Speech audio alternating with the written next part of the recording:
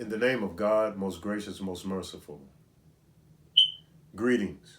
This is Mustafa Ali at the Black Index. And this is a short video. And today's personality that we're going to deal with is Wallace D. Muhammad, Warith D. Muhammad. And Warith D. Muhammad, who is an African American or was an African American leader. Imam Warith D. Muhammad was born in October of 1933, and he returned to God September of 2008, and he was born in Michigan. His father was Elijah Muhammad, and his mother was Clara Muhammad. And why it is important is because his father built an organization called the Nation of Islam. And the Nation of Islam was not Orthodox Islam. They had a mixture of different type of beliefs in terms of sprinkled with Islam, black nationalism, and Christianity. But Imam Warith D. Muhammad took over for his father in 1975 and became the leader of the Nation of Islam. And at the time, the Nation of Islam had about 100 schools called the Universities of Islam. And Imam Muhammad, in 1976, closed these schools. And he went on to re-educate the community on what Islam was. And also, he retrained the ministers to become imams. And then he reconstituted the schools under Clara Muhammad. The community went from the Nation of Islam through different names. One of the names was World Community of Islam, American Muslim Mission. Also, the newspaper at the time was Muhammad Speaks. And within Muhammad Speaks, it had the different things of what Muslims believe and what they want, which was not in line with Orthodox Islam.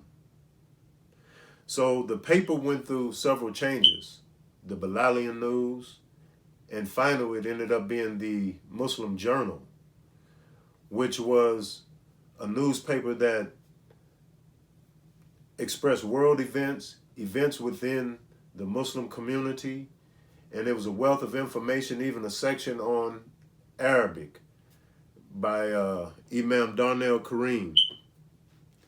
Also, in the Nation of Islam, you were required to write in when you became a member or were accepted to get your X. So Imam Muhammad no longer did that. And he actually told the Muslims to accept traditional Muslim names. So instead of being Clarence X, Mark X, people went on to choose names as Abdul Rashid, Abdullah, Muhammad, etc.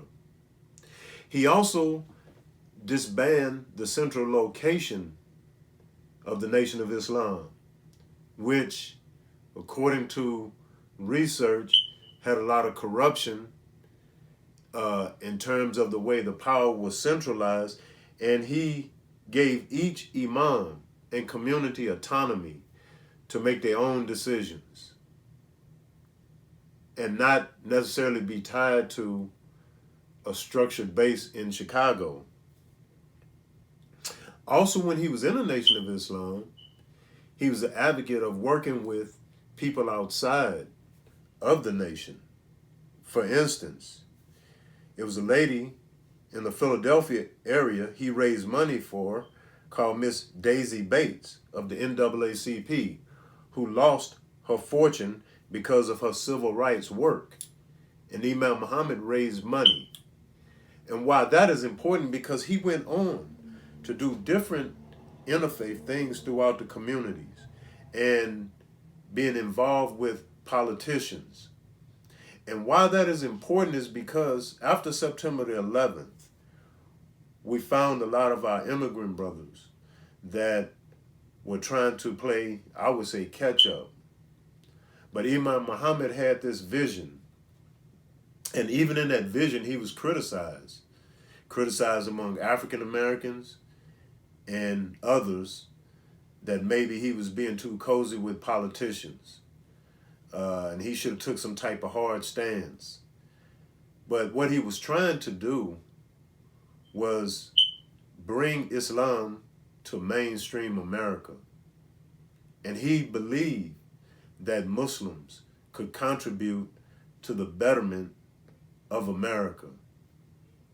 And that Muslims could be through all walks of the American society, be it the military, police force, politicians, etc. So from this community came many Muslims through all walks in terms of mayors, councilmen, policemen, military. And this is very important. And it also is very important to note that that was a mass conversion to Islam because of what they had believed in the Nation of Islam, which was basically man is God, or the black man was God, and the white folks were the devil. So Imam Muhammad changed his thinking because this was big. He changed his thinking of what we call in Islam shirk, associating partners with God, to bring the people to the true concept of what God really is. And he taught them to follow the Quran, which is the holy book of the Muslims, and to follow Prophet Muhammad. He also believed that in America, that the Muslims could have their own school of thought. And how some interpret that is not a school of thought like the traditional, but a school of thought in terms of understanding the Quran and the way of the Prophet under our circumstances here in America. And this was a big accomplishment to take 2 million people, they say, and to bring all of them to accept Orthodox Islam, or what we would say mainstream Islam. And Imam Muhammad, why it is important is because as African Americans and as us in the diaspora, as we were captured and brought to America as slaves, many of us, some say at least 30%, were Muslims. But of course, we were kept from practicing our faith. So we have remnants in the history. And many of us lost our contact because we were deprived of our history, our faith, and our language.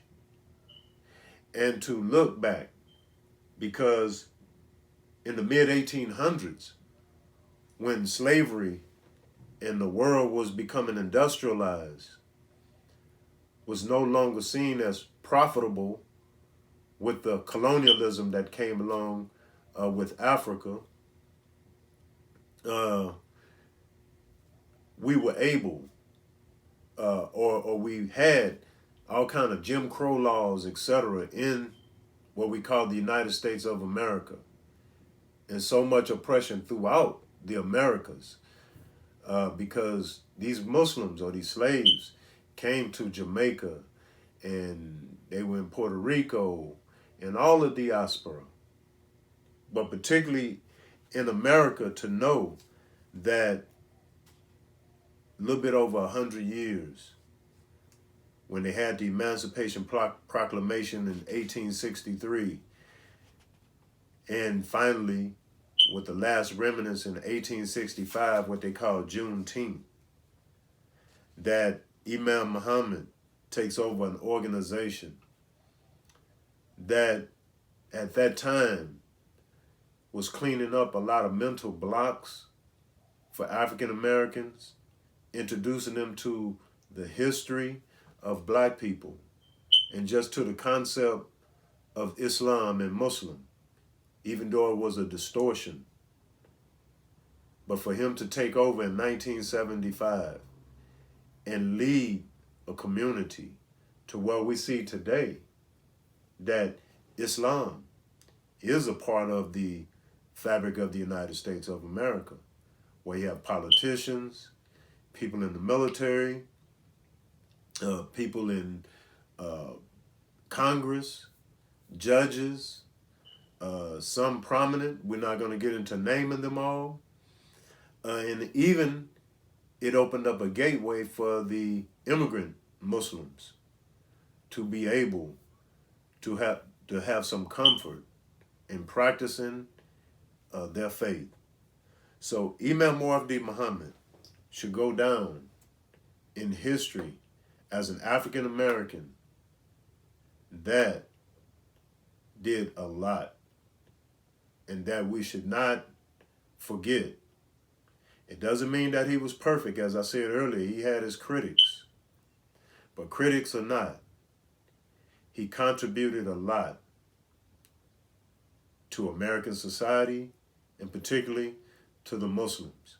He is an African American that should go down in history and should be known as well as we know Al-Hajj Malik Shabazz, Malcolm X, and Muhammad Ali, which he was friends with them and even helped with the conversion of Muhammad Ali becoming an Orthodox Muslim, and even sharing his thoughts with Al-Hajj Malik Shabazz, who ended up being an Orthodox Muslim.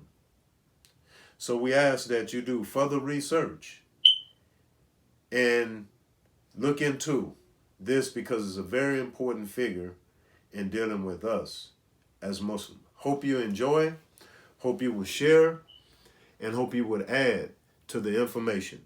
This is Mustafa Ali, the Black Index. Peace be unto you.